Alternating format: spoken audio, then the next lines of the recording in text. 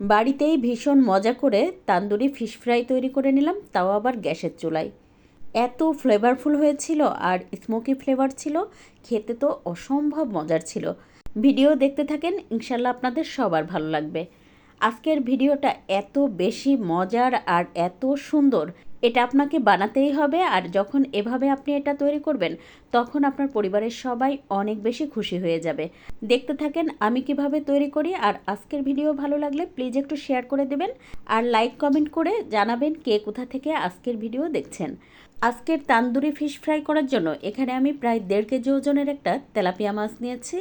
আর মাছটা বেশ ভালোভাবে ধুয়ে পরিষ্কার করে নিয়েছি। প্রথমে লবণ দিয়ে বেশ ভালোভাবে কয়েকবার ধুয়ে নিয়ে তারপরে লেবুর রস দিয়ে মেখে 10 মিনিট মতো রেখে দিয়েছিলাম। তারপরে খুব ভালোভাবে আরও কয়েকবার আমি ধুয়ে নিয়েছিলাম। এতে করে হয় কি, মাছের আর যে আঁশটা একটা গন্ধ থাকে সেটা আর থাকে না। দেখতেই পাচ্ছেন মাছটা কিন্তু তারপরে আমি বেশ ভালোভাবে গাটা কেটে নিয়েছি। এভাবে চিরে নিলে মাছের মধ্যে মশলাটা বেশ ভালোভাবে ঢুকে। এখন এখানে দিয়ে দিলাম 1 টেবিল চামচ পরিমাণ আদা রসুন আর জিরা বাটা, সাথে দিয়েছি স্বাদমতো লবণ, 1 চা চামচ পরিমাণ শুকনো মরিচের গুঁড়া, আধা চা চামচ পরিমাণ হলুদ গুঁড়া, আধা চা চামচ পরিমাণ গোলমরিচের গুঁড়া। সেই সাথে দিয়েছি 1 টেবিল চামচ পরিমাণ টমেটো সস, 1 চা চামচ পরিমাণ সয়া সস, আর দিয়েছি 1 চা চামচ পরিমাণ তান্দুরি যে মশলা থাকে সেটা। সেই সাথে দিয়ে দেবো 1 টেবিল চামচ পরিমাণ আগে থেকে ফেটিয়ে রাখা টক দই, তার সাথে দিয়ে দেবো 1 চা চামচ পরিমাণ সরিষার তেল, আর দিয়ে দেবো 1 টেবিল চামচ পরিমাণ পেঁয়াজ ব্রেস্তা। আর দেখতেই পাচ্ছেন পেঁয়াজ ব্রেস্তাটা কিন্তু আমি বেশ ভালোভাবে হাত দিয়ে একটু গুঁড়ো গুঁড়ো করে দিয়েছি, এতে করে অসম্ভব সুন্দর একটা ফ্লেভার আসে। এখন মশলাটা খুব ভালোভাবে হাত দিয়ে মেখে নিয়ে এই যে মাছের গায়ে মশলাটা আমি ভালোভাবে মেখে নেব।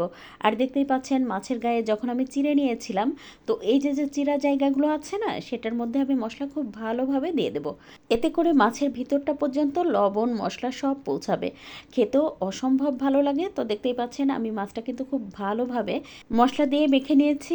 আর এই মাছটা এখন আমি ফ্রিজের নর্মাল চেম্বারে রেখে দিব 2 থেকে 3 ঘন্টার জন্য। আর এর মধ্যে কিন্তু যে কাজগুলো আছে সেটাও আমি শেষ করে নেব। তো দেখতেই পাচ্ছেন প্রায় 3 ঘন্টা পরে আমি এই যে মাছটা এখন ভেজে নেব। বড় যে কোনো মাছ যদি আপনি এভাবে ফ্রাই করেন, তাহলে কিন্তু মশলা মেখে 2 থেকে 3 ঘন্টার জন্য নর্মাল ফ্রিজে রেখে দিবেন। এতে করে মশলাটা খুব ভালোভাবে মাছের মধ্যে ঢুকবে। তা না হলে কিন্তু একদম মশলা যায় না, ভালো লাগে না খেতে।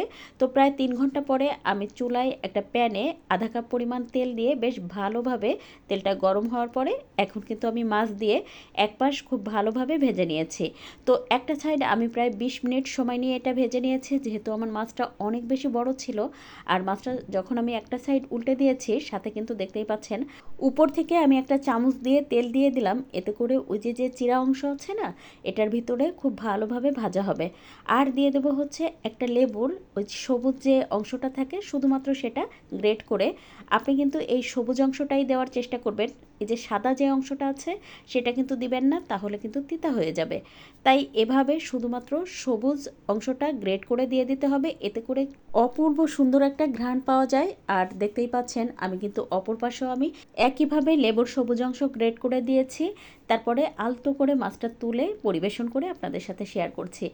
আর দেখতেই পাচ্ছেন মাছটা কিন্তু একেবারে সুন্দর করে ভাজা হয়ে গেছে।